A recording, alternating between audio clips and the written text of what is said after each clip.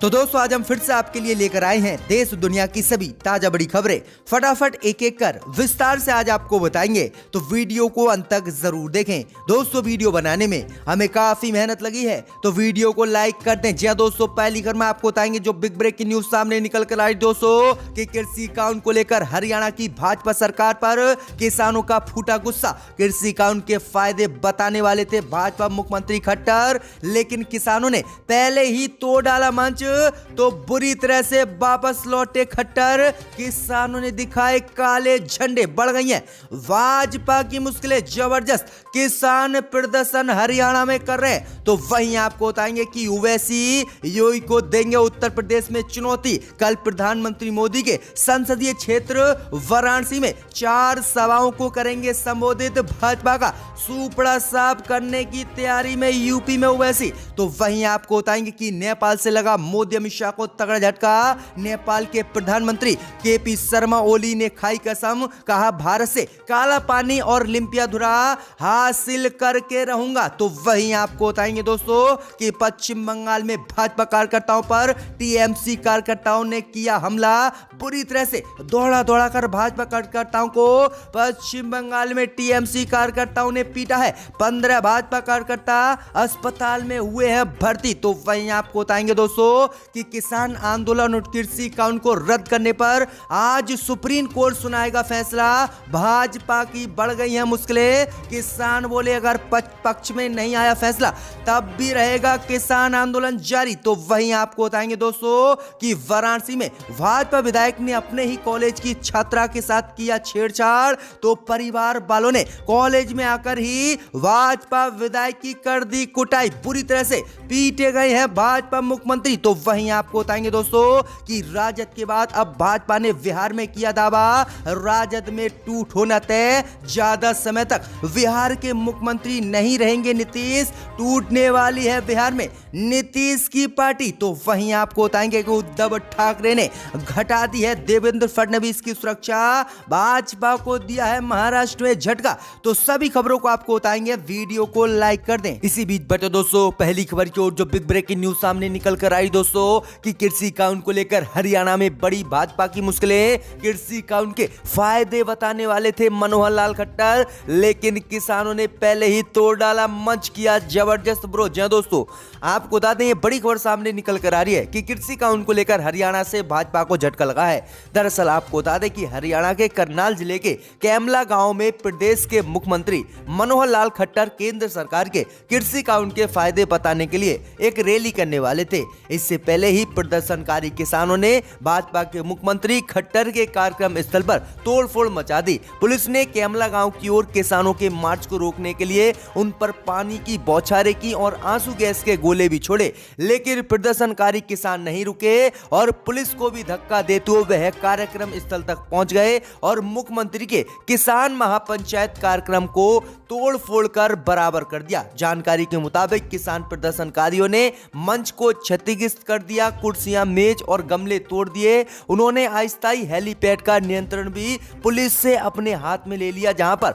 मुख्यमंत्री खट्टर का हेलीकॉप्टर उतरने वाला था। वहीं आपको बता दें कि इसी को देखते हुए कार्यक्रम भी भाजपा के मुख्यमंत्री मनोहर लाल खट्टर ने रद्द किया और किस तरह से किसानों ने काले झंडे दिखाए और पूरे कार्यक्रम को तहस नहस कर दिया। तो यह बड़ी अपडेट आ रही। वहीं किसानों ने कहा है कि अगर कृषि कानून वापस नहीं लिया तो भाजपा के मुख्यमंत्री की पूरे प्रदेश में कहीं पर भी एक भी रैली और एक भी सभा नहीं होने देंगे। तो यह बड़ा ऐलान किसानों ने कर दिया है। भाजपा को झटका हरियाणा में तगड़ा लगा है। इसी बीच बट दोस्तों अगली खबर की ओर तो उत्तर प्रदेश में अब योगी को टक्कर देंगे असदुद्दीन ओवैसी। कल मोदी के संसदीय क्षेत्र वाराणसी पहुंचकर कई सभाओं को करेंगे संबोधित। भाजपा की बड़ी मुश्किलें। जी दोस्तों आपको बता दें ये बड़ी खबर सामने निकल कर आई दोस्तों कि असदुद्दीन ओवैसी ने उत्तर प्रदेश में विधानसभा चुनाव लड़ने का ऐलान कर दिया है।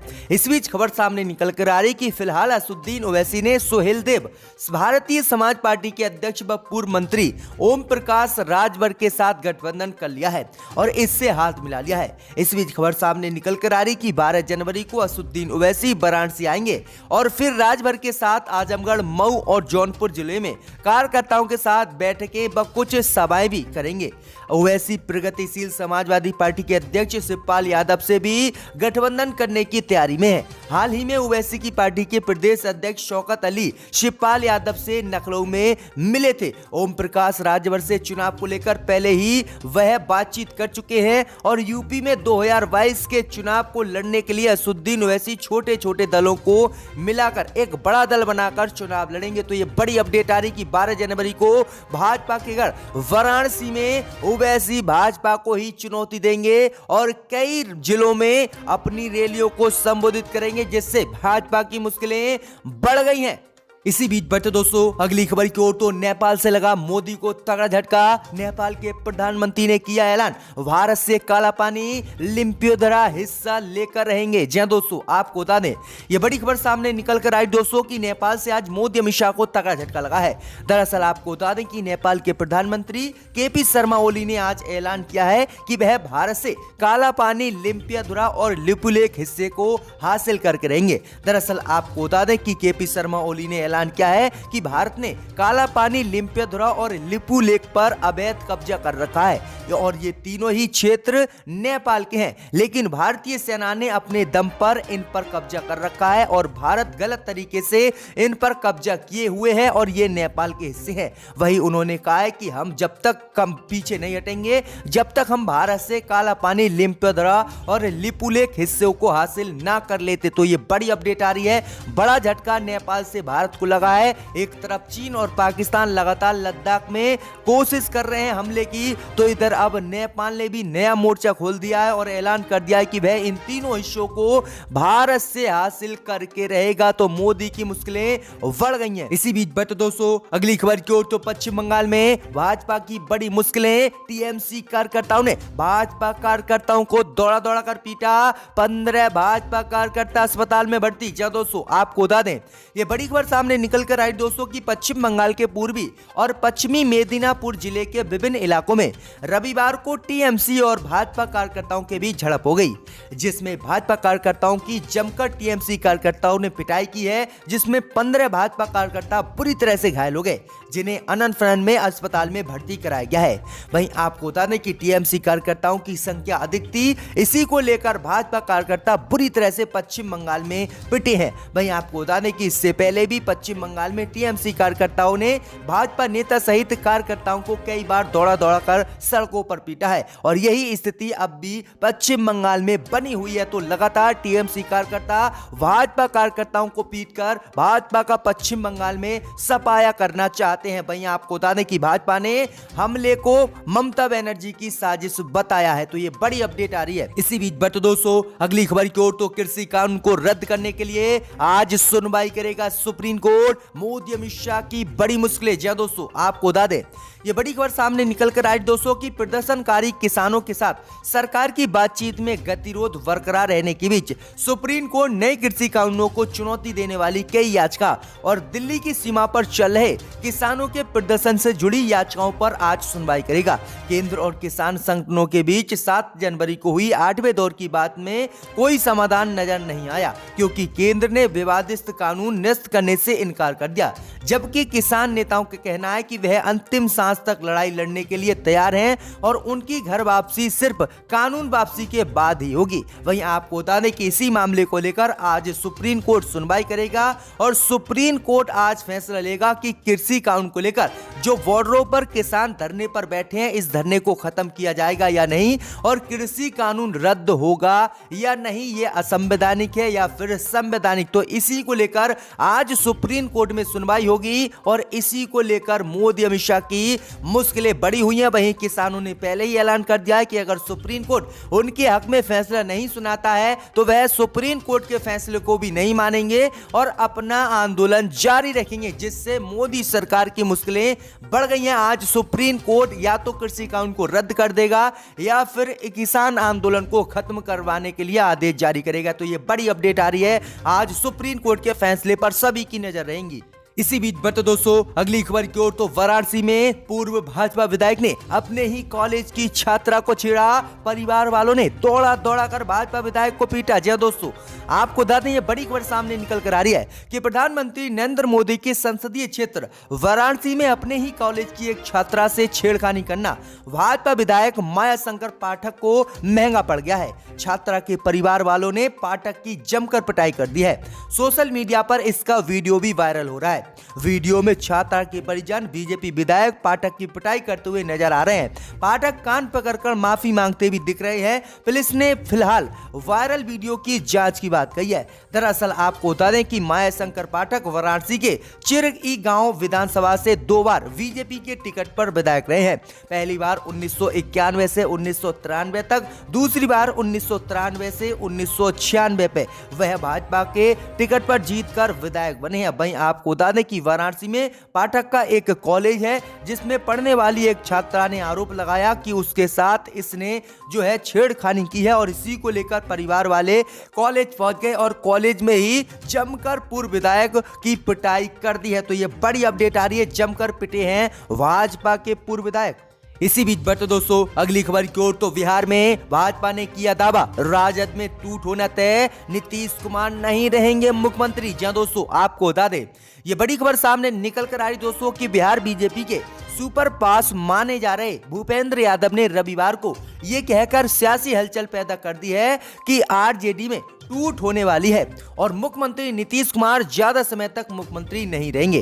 दरअसल आपको बता दें कि भूपेंद्र यादव कोई सामान्य नेता बिहार में नहीं है, लिहाजा उनका ये बयान काफी मायने रखता है। वहीं आपको बता दें कि भूपेंद्र यादव ने कहा है कि राजद वाले इन दोनों बहुत नासमझी वाली बातें कर रहे हैं। मैं स्पष्ट तौर पर कह रहा हूं कि राजद में बड़ी संख्या में ऐसे लोग हैं जो वहां घुट रहे हैं और वह जल्द ही पार्टी को छोड़कर किसी और पार्टी को ज्वाइन करेंगे और नीतीश कुमार को मुख्यमंत्री पद से गिराएंगे। वहीं आपको बता दें कि इस बयान के बाद अब राजद की बातें भी बिहार में ठीक साबित हो रही हैं, क्योंकि राजद लगातार दावा कर रही है कि उनके संपर्क में जेडीयू के लगभग 28 विधायक हैं और वह जल्दी नीतीश की सरकार गिराकर राजद यानी तेजस्वी यादव को मुख्यमंत्री बनाना चाहते हैं। और अब भाजपा ने भी ये दावा कर दिया है, जिसके बाद नीतीश की सरकार बिहार में गिरना तय है। इसी बीच बढ़ते दोस्तों अगली खबर की ओर, तो महाराष्ट्र में भाजपा को लगा तगड़ा झटका, उद्धव ठाकरे ने घटाई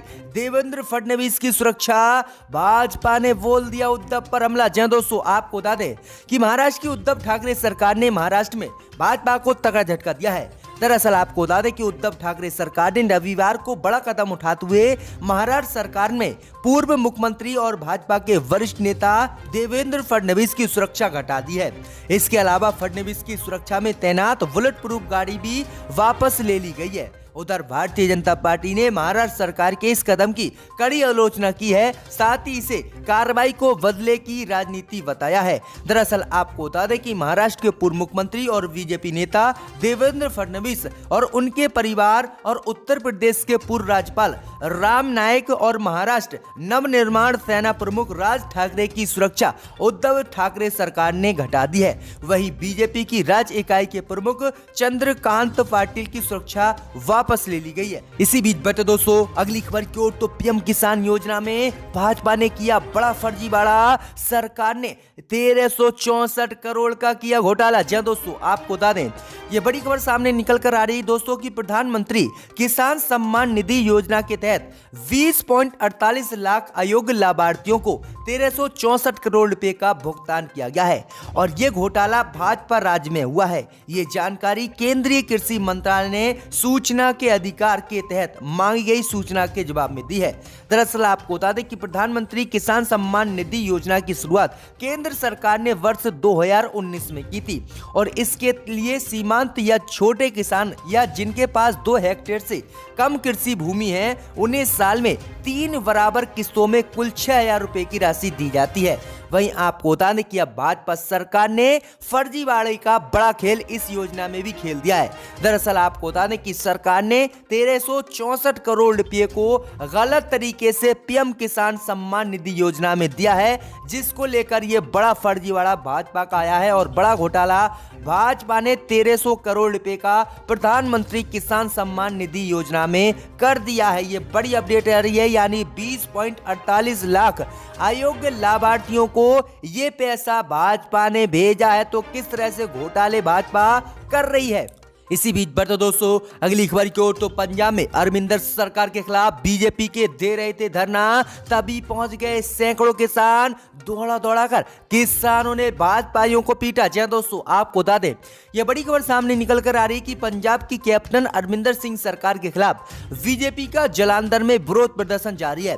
बीजेपी प्रदेश में बिगड़ती कानून व्यवस्था के मुद्दे पर अमरिंदर सिंह सरकार को घेरने के लिए जलंधर के कंपनी बाग चौक में जबरदस्त धरना प्रदर्शन कर रही है। इस दौरान आज कुछ किसानों ने बीजेपी नेताओं के प्रदर्शन में घुसने की कोशिश की, जिसके बाद से हालात बेहद तनावपूर्ण हो गए। पुलिस ने किसानों को रोक लिया। इस दौरान धक्का मुक्की हुई और किसान लगातार कृषि कानून के खिलाफ नारेबाजी करते रहे। किसान भाजपा के प्रदर्शन में खिलाफत करने पहुंचे थे और यहां पर बीजेपी के नेताओं से आमने सामने किसान हो गए, जहां पर पुलिस ने इनको बचाया और काफी बुरी तरह से यहां पर झड़प किसान और बीजेपी नेताओं के बीच हो गई। तो ये बड़ी अपडेट आ रही है पंजाब से। रेजोल्यूशन पर सस्पेंड किया गया है।